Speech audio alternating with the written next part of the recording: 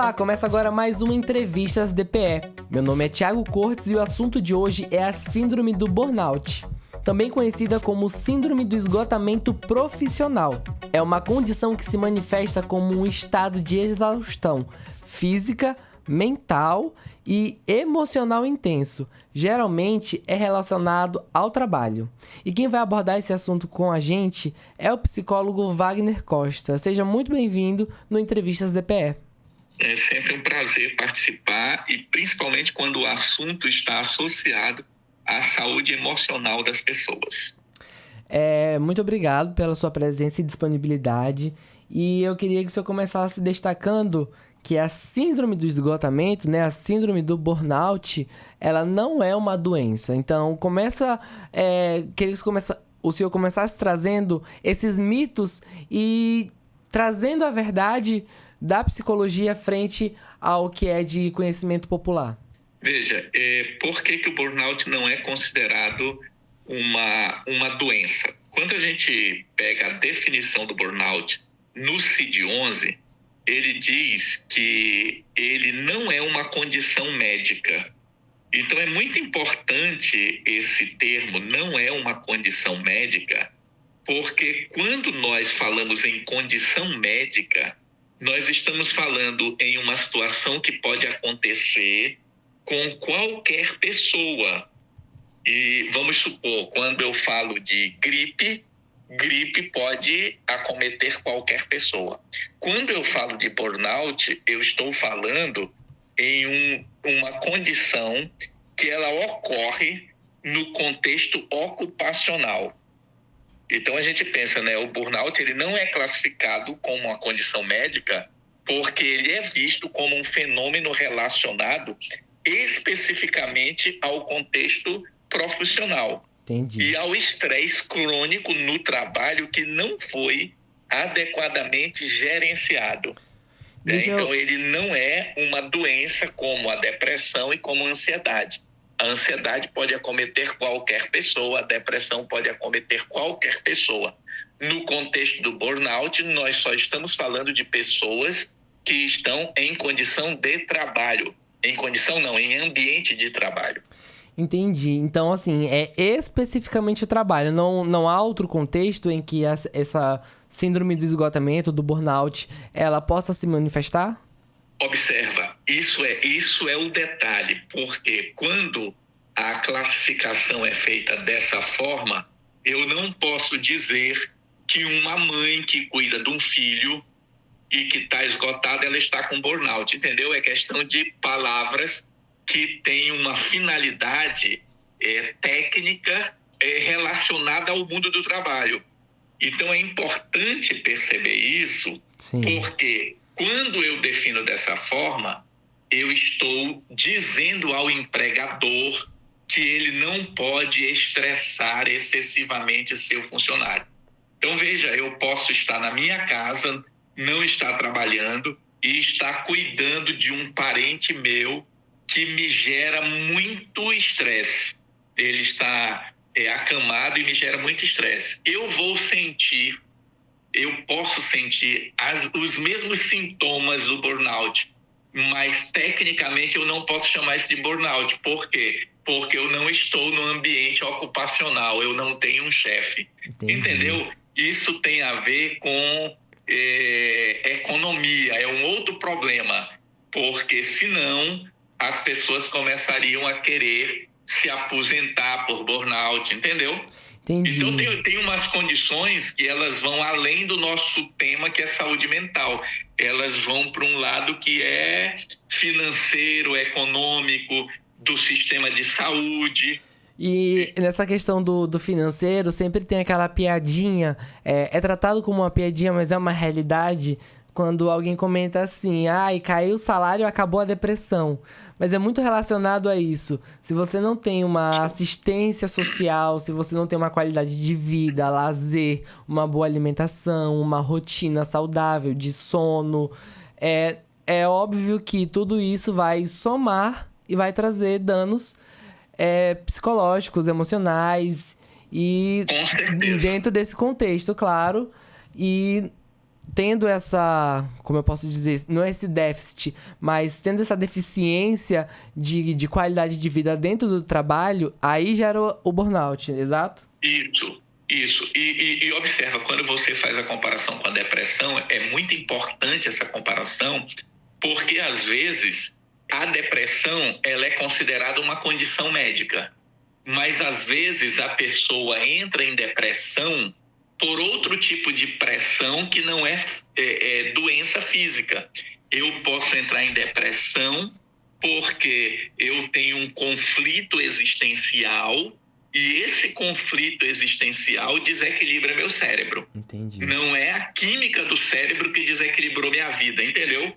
Então, essa é uma sutileza que às vezes não é comentada. Então, as pessoas pensam assim, depressão é um desequilíbrio químico do cérebro e querem tratar só com medicação. Mas nem sempre ela é um desequilíbrio químico do cérebro. Exatamente. Às vezes ela é uma condição de vida, que é a mesma coisa do burnout. Eu só vou usar o termo burnout quando eu estou me referindo a um ambiente de trabalho estressado. E aí a gente aproveita para citar. Você, por exemplo, que trabalha no mundo da mídia, da rádio, o mundo da rádio é um ambiente estressado, porque você está sempre com prazos, você não pode tirar a rádio do ar, você tem que dar conta daquilo. Então, o empregador hoje precisa saber que estresse prolongado vai gerar adoecimento, que é essa condição do burnout, entendeu? Ele não é um adoecimento, mas é uma condição relacionada ao trabalho. Entendi. Então, era já esse um ponto que eu ia tocar, né? Que essa síndrome ela é comum entre profissionais que atuam diariamente sob pressão e com responsabilidades constantes, como, por exemplo, os médicos, enfermeiros, profissionais da saúde, principalmente ali de urgência.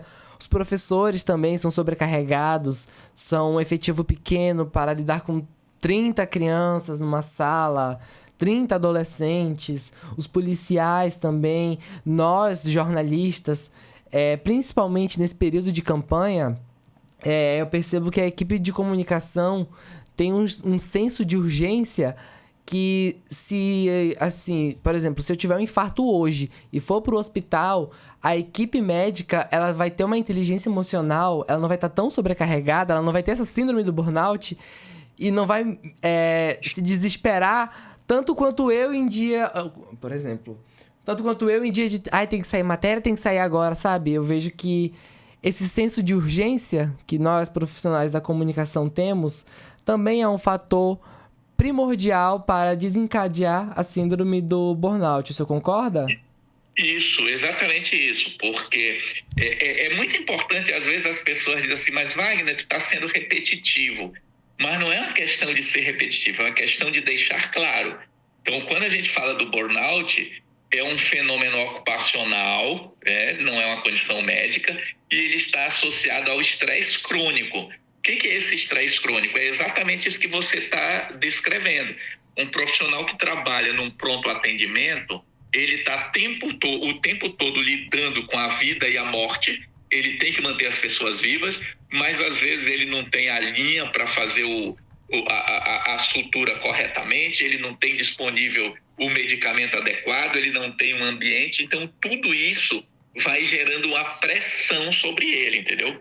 E exatamente. É por isso que é tão importante essas redefinições, né, dessa condição, para que hoje a gente possa dizer para o empregador, olha, isso aqui vai gerar adoecimento do teu colaborador e isso aqui vai te gerar perdas financeiras, porque, infelizmente, nós vivemos num mundo onde tudo é medido por quanto você pode produzir. Exatamente, e tempo é dinheiro. E frente a isso, a questões trabalhistas, existem projetos de leis e uma das mais recentes que gerou uma grande repercussão foi o fim da escala 6x1. Como que o senhor vê essa questão das relações dos direitos trabalhistas com essa síndrome do burnout? E algumas profissões da área de, por exemplo, design ou marketing, o que está acontecendo é a questão da mudança dos contratos. As pessoas, elas deixam de ser CLT, de cumprir aquele horário das 8 às 18, com 2 horas de almoço, no sábado vai meio horário, feriado não trabalha, para um contrato que é MEI, que é por CNPJ, e aí você trabalha por demanda e não para de ter demanda. Como é que o senhor relaciona essas questões trabalhistas com essa síndrome? Observa, quando você é MEI, que você é seu patrão, você não tem burnout, entendeu? Pela definição, pelo conceito, você é só uma pessoa que está sobrecarregada. Essas questões que às vezes as pessoas não percebem. Entendi. Quando eu sou CLT e eu tenho um patrão, eu vou dizer assim, olha, eu estou com burnout porque no meu ambiente de trabalho existe demandas excessivas, existe estresse excessivo que não está sendo devidamente gerenciado. Mas quando eu sou o meu patrão, eu sou workaholic, eu sou alguém que não estou sabendo organizar minha vida. Não, eu acho que eu não soube me expressar direito, só pra... Sim, fale. Eu acho que eu não soube me expressar direito. É porque o que eu vejo em alguns setores do trabalho é a troca de contrato, não é questão de função, sabe? É uma pessoa que era CLT, ela troca o contrato para PJ por, enfim, né, questões de tributação e enfins, e aí troca, mas continua tendo um chefe, continua tendo que ir presencial, continua tendo que receber aquelas demandas. Então, assim, o MEI seria, você é o seu patrão, mas eu vejo uma precarização no nosso mercado de trabalho em que as grandes empresas usam o contrato MEI como um CLT que você não precisa pagar tributo, sabe? Sim, mas eu te entendi, mas é aí que eu vou chegar. Sim. Você usou a lei para tirar a responsabilidade do patrão, mas o empregado continua precarizado. Então, eu vou dizer, ele não tem burnout, por quê? Porque ele não tem um chefe, mas ele está sofrendo da mesma coisa. Essa é a grande questão. Então, o que ocorre? Tudo no nosso mundo hoje, infelizmente, eu digo assim, no mundo social, é medido pelo dinheiro. Então, a pessoa prefere ter um contrato precarizado para não pagar imposto, mas ele está destruindo a própria vida dele. Então, no Setembro Amarelo, quando a gente fala de prevenção ao suicídio, de prevenção aos cuidados com a saúde mental, são dessas coisas que nós estamos falando. Porque o que ocorre é que, muitas vezes, nós olhamos certos procedimentos como uma evolução, mas que não é, porque isso está gerando adoecimento. Então, você vai ver o que você citou, né? Eu também tenho uma formação de analista de sistemas. Por que eu não quero mais ser analista de sistemas? Porque é um mundo extremamente estressado. As pessoas que estão no mundo da informática, elas estão sempre correndo e sempre vivendo uma situação onde ela não sabe nada, porque a coisa evolui tão rápido que às vezes não dá conta de você aprender uma ferramenta e já surgiu uma ferramenta nova. É verdade. Entende? Então, isso vai gerando estresse na vida. E esse estresse na vida é adoecimento. Quando a gente fala de estresse, que é importante nós falarmos disso aqui, quando a gente está falando de estresse, nós estamos falando de algo real ou imaginário que testa as minhas condições. Então, eu sou convidado, por exemplo, para participar dessa entrevista. Se eu penso, rapaz, eu não tenho conhecimento suficiente, isso vai me gerar um estresse. Mas se eu penso, ok, é um tema que eu domino, isso não gera estresse.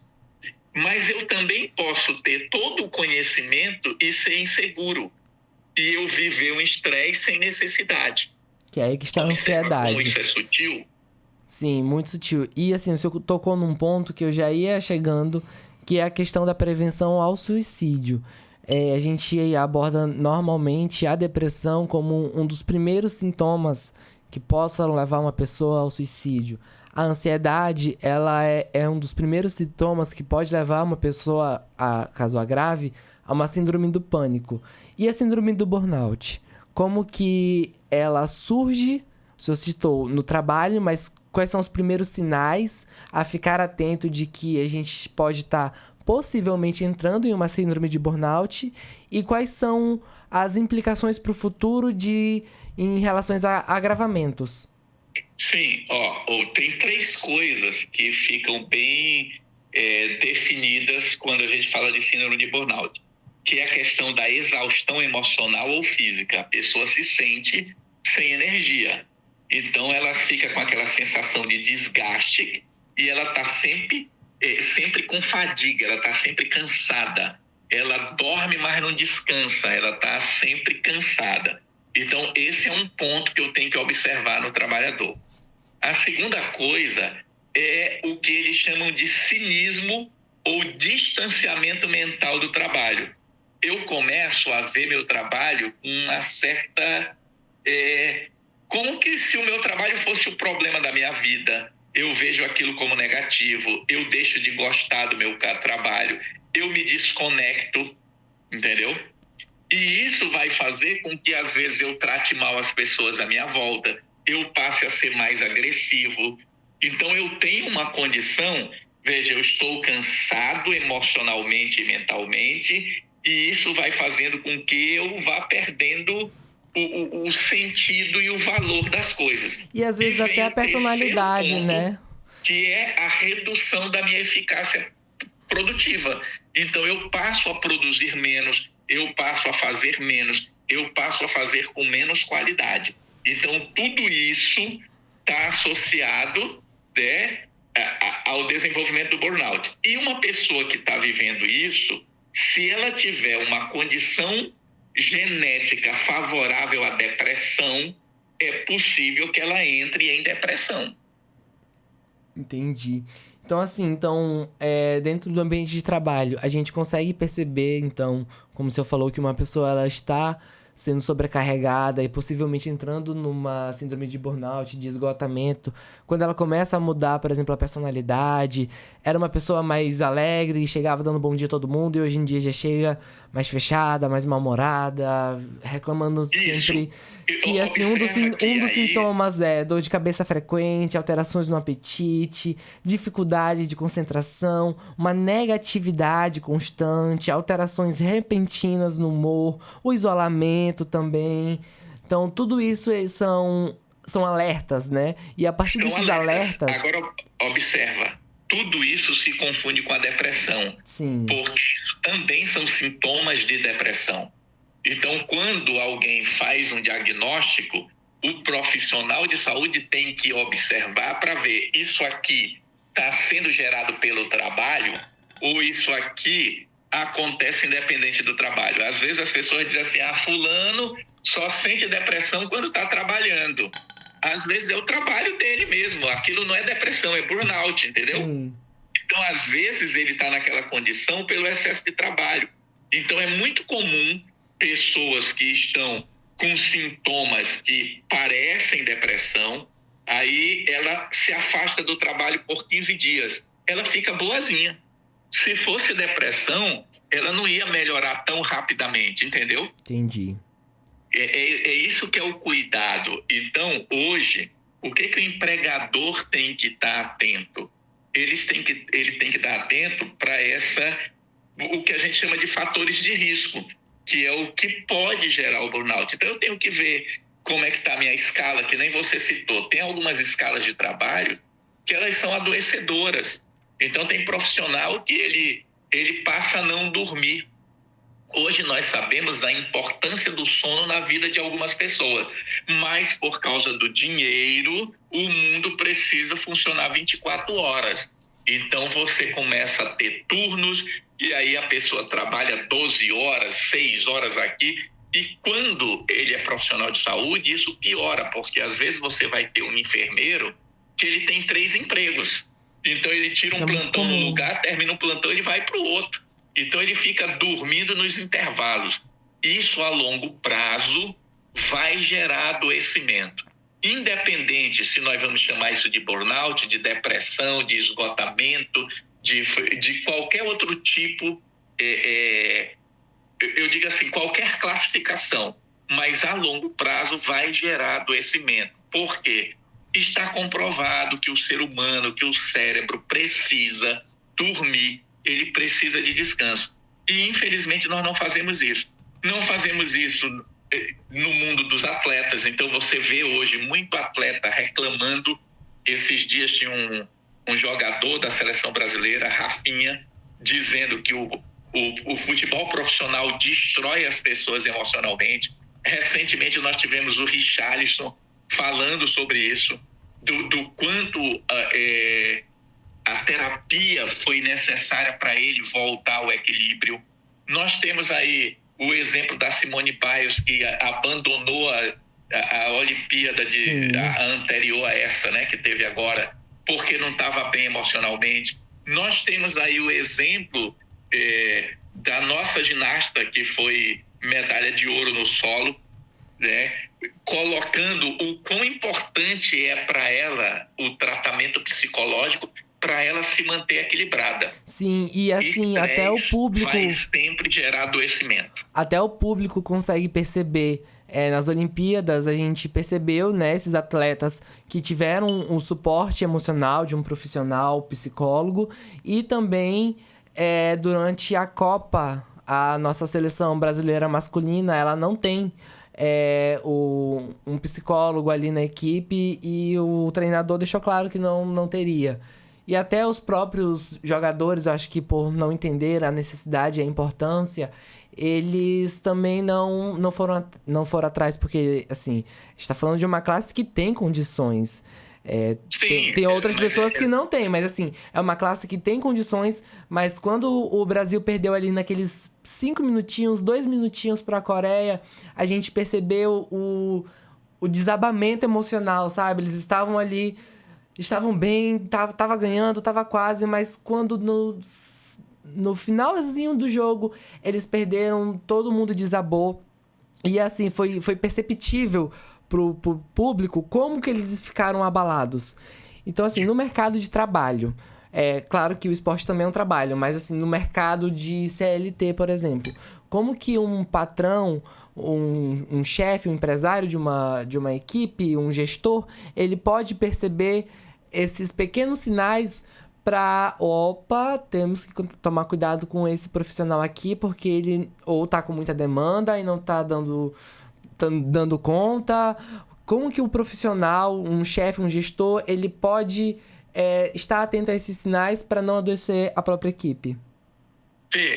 Primeiro ele tem que ter informação, porque se a chefia não tem essa sensibilidade, para eu ter sensibilidade eu tenho que ter informação, compreensão, consciência, são termos muito subjetivos, mas ele precisa estar atento para ver como é que ele promove o ambiente de trabalho. O ambiente de trabalho é saudável? Então, eu não tenho que esperar o meu colaborador adoecer para ir atrás de solução. Primeira coisa, o ambiente de trabalho é saudável? Como é que eu descubro isso? Fala com as pessoas, é só perguntar. Se você perguntar no meio jornalístico, no meio radialístico, você vai ver que todo mundo vai dizer que o ambiente é estressado. Para que isso diminuísse, o que você teria que ter? Você teria que ter ou mais gente, ou a rádio não funcionar 24 horas. Ela tem um tempo que ela só tocasse música. O que acontece na maioria das... Só um momento. O que acontece na maioria das redações, e o que eu vejo que, principalmente com o avanço da inteligência artificial, é que as empresas elas estão enxugando o seu quantitativo de pessoas. Então, assim, se eu tenho mais ferramentas que pode agilizar e fazer mais rápido o trabalho, então, assim, Dade tá tirando o colaborador. Essa é a visão que o mercado tá tendo frente às inteligência artificial. E a grande questão é que inteligência artificial não é inteligência artificial, tem que ter alguém por trás dela coordenando. Então, no fundo, nós voltamos pro que eu falei. o mundo está focado em dinheiro, em aumentar ganhos com pouco investimento. Então, eu com menos gente, eu pago menos imposto, eu pago menos salários e eu ganho mais.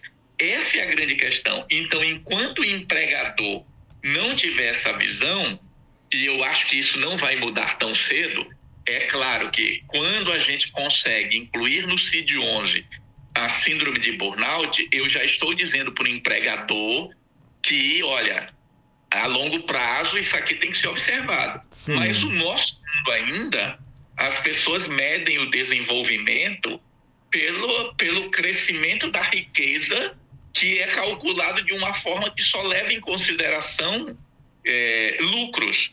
Ninguém leva em consideração saúde mental. Entendeu? Entendi. Então, voltando para o que você questionou, eu tenho que ter um ambiente saudável, eu tenho que ter uma divisão justa de tarefas, eu tenho que ter equilíbrio entre vida profissional e vida pessoal. Entendeu? Sim, entendi. Então, eu tenho que gerar para o meu colaborador incentivo para que ele se cuide, autocuidado, dizer para ele, olha, é importante você praticar atividade física, é importante você dormir bem, é importante você se relacionar bem com seus familiares, é importante você procurar ajuda. Então, o empregador deveria sempre promover palestras, se possível, incluir no plano de saúde a terapia. Veja, a maioria dos planos de saúde ainda não tem terapia. E quando ele coloca terapia, são X sessões por mês. Sim. E a forma como o plano paga a terapia não incentiva terapeutas a quererem atender por plano de saúde. Os salários acabam sendo muito baixos e aí não compensa para os profissionais estarem nessa área. Exatamente. Dentro do que você falou... Mas é o que tem acontecido. O que a gente tem visto? Os planos de saúde, muitos estão falindo. Por quê? Porque o profissional quer ganhar mais e o plano de saúde quer pagar menos. Entende? Então você está sempre numa briga que é profissional.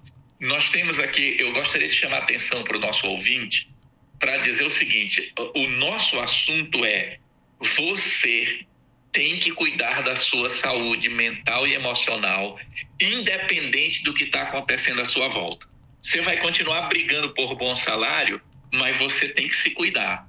Você está reclamando de alguma coisa, pode ser justo ou injusto, mas você tem que se cuidar.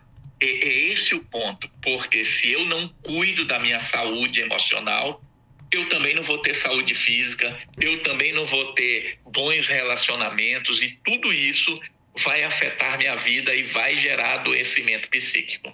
Agora o senhor falou sobre esses cuidados, né? Que a gente deve ter realmente uma boa rotina de sono, uma alimentação, um exercício físico. Se não, o ideal diário, mais 3, 4 vezes na semana. Mas dentro do ambiente de trabalho, que é o ambiente estressante, é o ambiente que causa o burnout.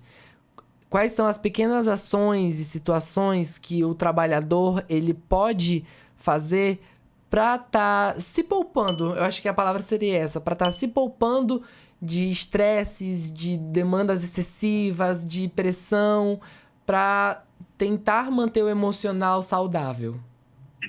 Veja, dos dois lados, tanto do trabalhador como do empregador, a primeira coisa que eu digo a gente precisa rever a rotina de trabalho. Então, eu preciso rever a rotina da minha vida. Como é a minha rotina? Como é que eu estou vivendo?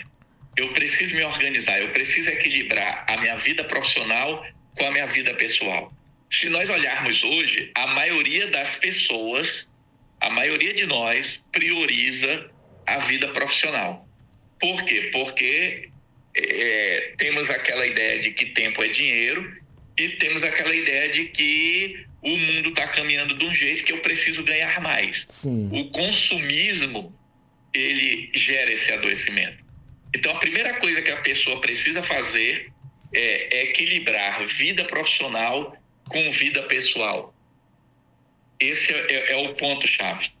Equilíbrio entre trabalho e vida pessoal. Então, o empregador pode incentivar os funcionários a fazer essa separação, né? E dizer assim, ó, eu como empregador não chamo ninguém em final de semana, a gente vai se organizar para não estar à noite mandando e-mail, mandando mensagem, porque às vezes você cria um grupo de trabalho e dá 10 horas da noite, tá todo mundo no WhatsApp trabalhando, Sim. sem ganhar hora extra. E isso, na verdade... Eu não tô falando da hora extra, eu tô falando da falta de convivência com o filho, por exemplo.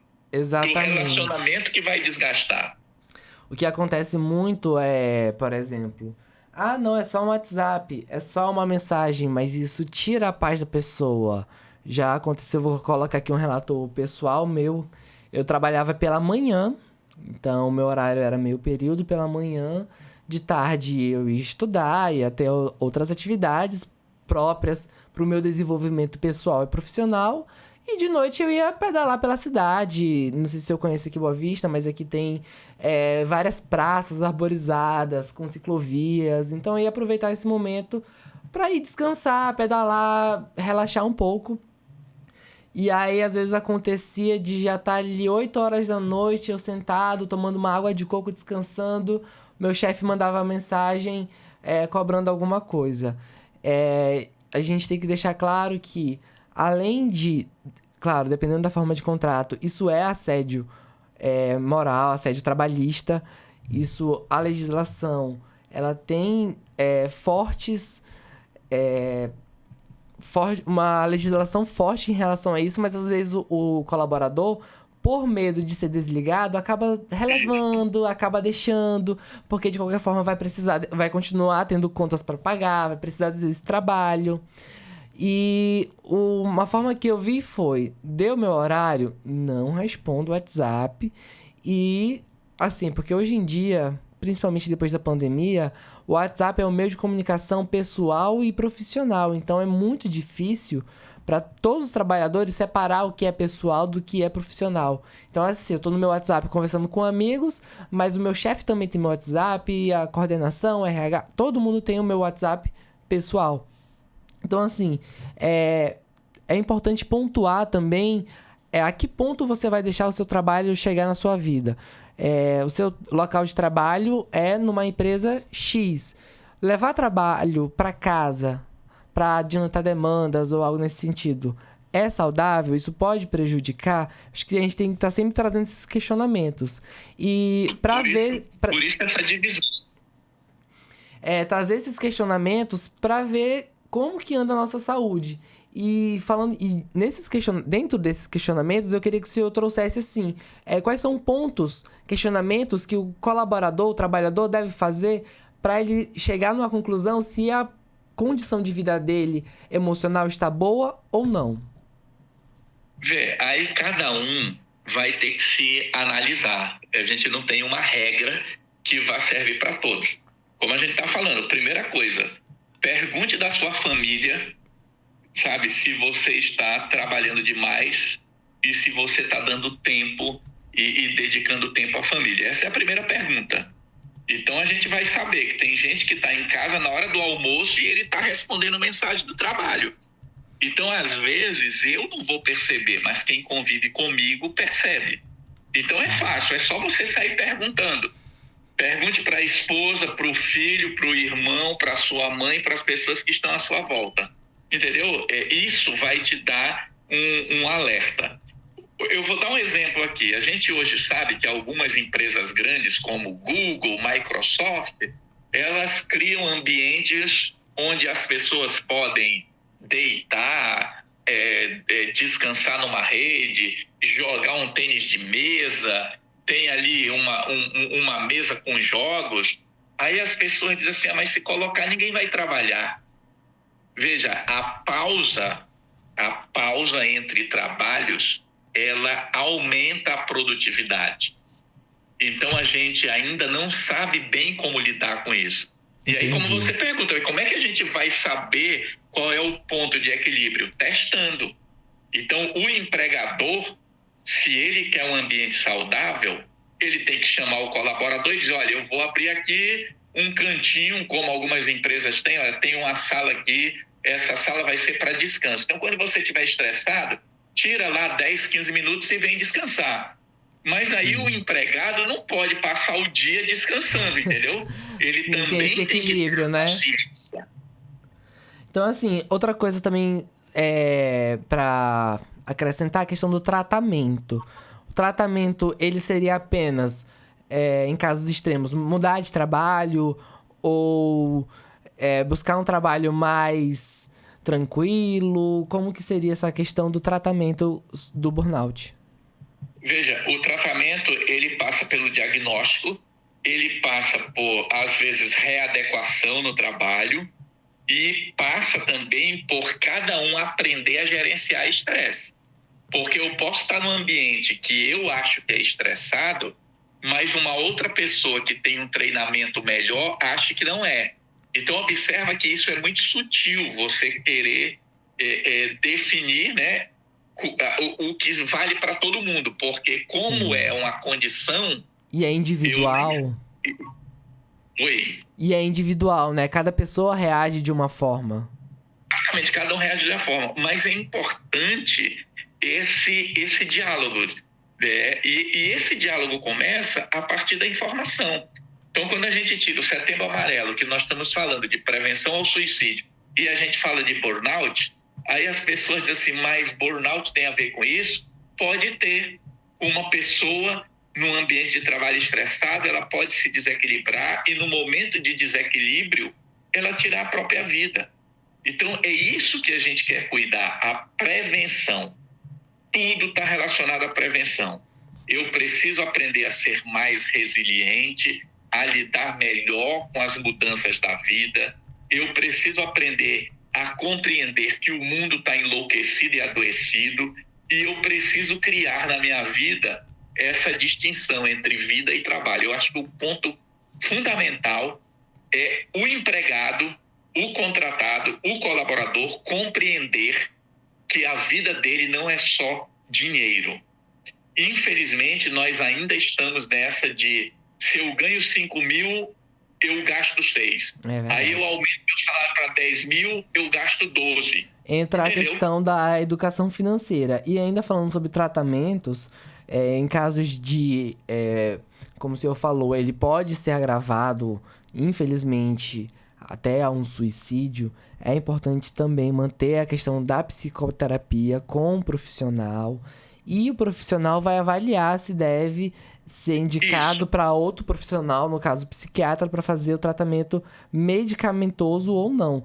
Mas isso seriam... Porque, assim, às vezes, é necessário tomar medicação. Sim. Existe um preconceito muito grande com relação ao uso de medicação, porque as pessoas associam, se eu tomar esse remédio, isso aqui é remédio para louco. E não existe remédio para louco. Loucura é uma palavra que para alguém pode ser considerado louco num contexto e no outro contexto ele ser considerado uma pessoa que anima a festa. Pois entendeu? Entendi. Então, assim, loucura é uma palavra que está muito associada a preconceito. Eu diria para os nossos ouvintes, você busque um profissional que você confie. Se você vai no profissional e você não gostou, é importante que você ouça uma segunda opinião. Agora, se você não gosta de nenhum profissional, provavelmente tem um problema com você. Entende a diferença? As pessoas precisam seguir a orientação profissional. Porque hoje nós estamos num mundo onde todo mundo entra na internet e acha que sabe diagnosticar a depressão, e acha que sabe como é que trata de burnout.